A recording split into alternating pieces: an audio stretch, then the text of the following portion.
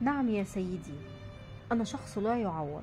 أقولها لك، لست من هؤلاء الأشخاص الذين تعوضهم الأيام، وخسارتي عمرها ما كانت مكسب. فأنا يا سيدي شخص واضح وضوح الشمس في كل شيء، حتى في عداوته واضح. ولكن البشر لا يحبون الأشخاص الواضحة، يحبون فقط اللي بيلف ويدور ويعيش الأدوار ويمثل. وأنا لا أمثل أدوار ليست لي ولا تعبر عني. وقت غضبي واضح، وقت فرحي واضح. لا أفعل أشياء بالخفاء وألوم غيري على أنه يفعلها بالعلن، فأنا أفعل كل شيء بالعلن حتى لو كان خطأ. أتحمل نتيجة كل شيء، ولكن البشر تحب من يخدعها. لذلك علاقتي لا تدوم بالكثيرون، وبرحل بعيد، ويظل يبحثون عن أشخاص تشبهني، فلا يجدوا من يشبه حتى ظلي، لأنني لا أتعوض. ومن يرحل من حياتي بإرادته لا يعود إلا بإرادتي.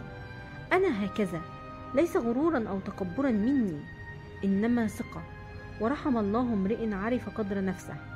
فأنا عندما أفتح قلبي لأحد أعطيه كل شيء بوفرة وبكثرة، وأكون كالشمس أنير عالمه. ولكن عندما أغضب بزيادة أرحل ولا أعود، وأكون كليلة معتمة لم يظهر فيها قمر أو نجوم. مع الأيام بيجرب ويعاشر ويعرف ناس تانية، فيعود ويقول: لم أجد مثلك ولم تشبهي أحد ولا يشبهك أحد، فأنت حقا كنت الشمس الواضحة، وكأن الجميع كان يدور من حولك. وعندما رحلت رحل كل شيء جميل. فأقول لهم: يا سيدي عذرا، فالراحلون لا يعودون. وعذرا، أنا لا أعرفكم ولا يوجد فرصة أخرى في قاموسي. لأن من تعود أن يسامح آلاف المرات عندما يرحل لا يعود. ما بتعوضش. كان معكم منى سمير، وسلامتي.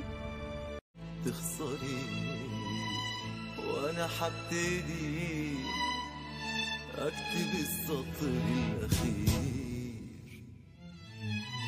سيبي قلبي وبعدي، وحدي مش هخسر كتير.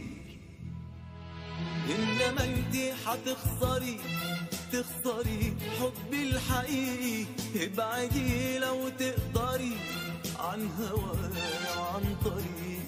إنما انتي هتخسري حبي الحقيقي. ابعدي لو تقدري عن هواي وعن طريق، عن هواي وعن طريق.